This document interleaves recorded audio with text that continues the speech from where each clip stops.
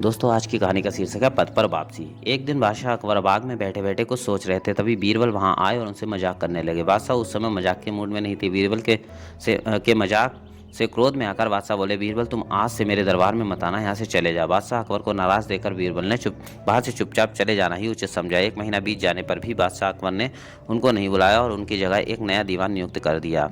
जब बीरबल को यह समाचार मिला तो वे बिना कुछ कहे सुने राज्य से बाहर चले गए और अपने घर वालों को दिल्ली में छोड़ गए।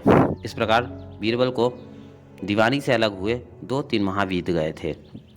राज्य का सारा काम नया दीवान अपनी बुद्धि के मुताबिक ठीक तरह से कर रहा था, परंतु अकबर बादशाह को उसकी कार्य प्रकृति पर संतोष नहीं हुआ। उन्होंने एक योग्य दीवान नियुक्त करने का संकल्प किया, परंतु शीघ्र एक योग्य दीवान का मिलना असंभव था। इसलिए उन्होंने सारे देश में यह ऐलान करवा दिया कि जो आदमी दिल्ली दरबार में पूछे गए प्रश्नों का ठीक ठीक उत्तर देगा उसे दीवान बना दिया जाएगा। ऐलान सुनकर दीवानी की इच्छा रखने वाले बहुत से व्यक्ति दिल्ली में एकत्रित हुए। दरबारियों को भी उम्मीदवार होने की बादशाह अकबर की तरफ से आज्ञा थी, मगर जवाब न दे सकने पर हास्य का पात्र बनने के डर से किसी को यह साहस नहीं हुआ। अंत में वह दिन आ पहुंचा। दरबार में सिवाय दरबारियों के किसी और को आने की आज्ञा नहीं थी। दीवान बनने के लिए केवल 5 उम्मीदवार हाजिर हुए थे। उनमें से एक गरारेदार पजामा और ढीला अंगरखा पहने हुए था। सिर पर साफा इस तरह बांधे हुए था जिससे उसकी एक आंख ढक गई थी। उसकी लंबी दाढ़ी, चमकती आंख और चमकदार मुंह से यह मालूम होता था कि कोई प्रभावशाली व्यक्ति है। उसकी दाढ़ी के बाल आधे काले और आधे सफेद थे।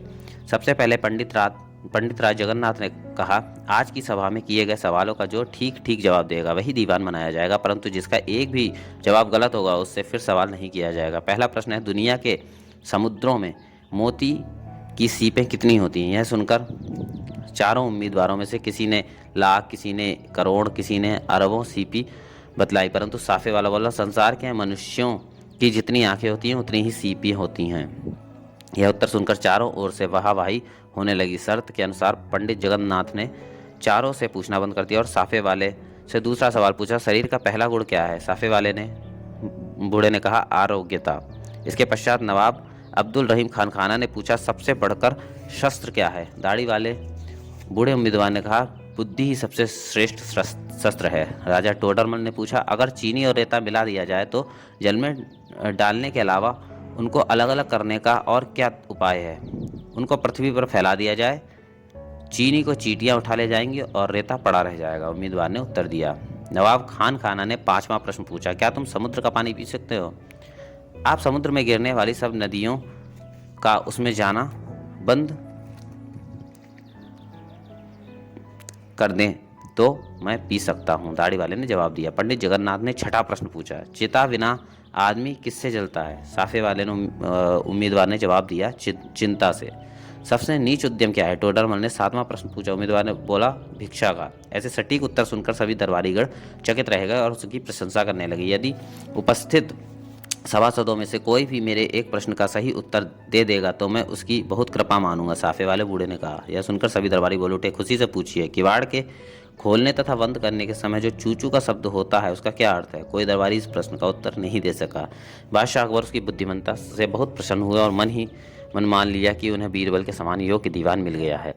फिर अकबर बादशाह ने कहा, मैंने बीरबल को निकाल दिया, वह ना जाने कहाँ चला गया। मैंने उसे बहुत खोजा परंतु उसका कहीं पता नहीं चला, इसलिए मुझे दूसरा योग्य दीवान ढूंढने की जरूरत पड़ी। यदि मुझे यह पता होता कि बीरबल कहाँ है तो मैं उसको बुलवाने का अवश्य प्रयत्न करता। जहाँ पना, अगर आपने उसको ढूंढने के लिए सच्चे दिल से परिश्रम किया होता तो वह अवश्य मिलता, नए दीवान ने नम्रता से कहा।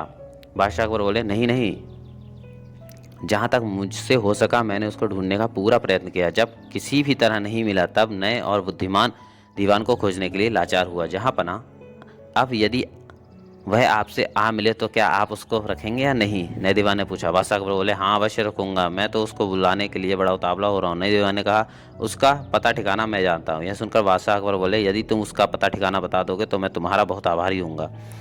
नए दीवान ने भली भांति जान लिया था कि अकबर बादशाह की बीरबल को प्राप्त करने की प्रबल इच्छा है, इसलिए उसने अकबर को प्रसन्न करने के लिए अपना साफा ऊंचा उठाकर अपनी ढकी हुई आंख बाहर निकाली, ढीला अंग रखा और गरारेदार पजामा उतारकर अलग फेंक दिया, दाढ़ी खींचकर दूर कर दी और बीरबल के रूप में प्रकट हो गया। बीरबल को देखकर सभी दरबारी बहुत प्रसन्न हुए। बादशाह अकबर के आनंद का ठिकाना नहीं रहा। चारों ओर से वाहवाही की आवाज़ें आने लगी। अकबर बादशाह के पूछने पर बीरबल ने बताया, आपके पास से चले जाने के पश्चात 1 माह तक मैं घर में छिपकर बैठा रहा। कभी कभी रात के समय और कभी कभी दिन में वेश बदलकर बाहर निकला करता था। रात के समय प्रायः मैं चोरों को पकड़ा करता था, लेकिन मुझको कोई पहचान नहीं सका। जब मुझे यह विश्वास हो गया कि मेरे गुप्त वेश में मुझको कोई नहीं पहचान सकता, तब मैं दरबार में आने लगा और यहाँ का रंग ढंग देखने लगा। इस तरह करते करते यहाँ आ पहुँचा। यह सुनकर अकबर बादशाह बहुत प्रसन्न हुए। नए दीवान के लिए मंगवाए वस्त्र बीरबल को सौंप दिए गए और पुनः उन्हें पद सौंप दिया गया। बीरबल के पुनः पद प्राप्ति से प्रजा अत्यंत प्रसन्न हुई।